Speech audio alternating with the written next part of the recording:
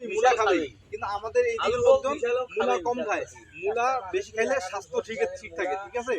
তো আমরা হ্যাঁ টমেটো বেশি খাই। আমরা যে মূলা নিয়ে আলোচনা করব, এই মূলা বন্ধনের মূলার নাম হচ্ছে, এটা হলো BGX 533। নাম কি?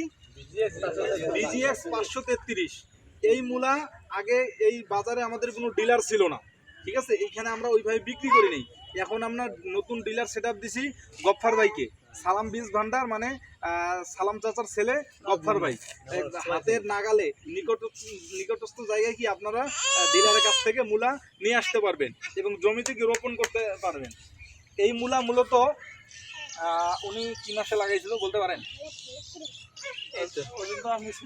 ওইটা মনে হয় যে আপনার জুলাই মাসে লাগাইছি, ঠিক আছে। হ্যাঁ হ্যাঁ, জুলাই মাসে লাগাইছি এই মূলাটা। এটা না, বয়স 35 দিন হয়েছে। আমি যেটা হিসাব করে বয়স কি 35 দিন হয়েছে, না 40 দিন হয় নাই, না 40 দিন 35 দিন, আজকে পর্যন্ত 35 দিন সময় হয়েছে।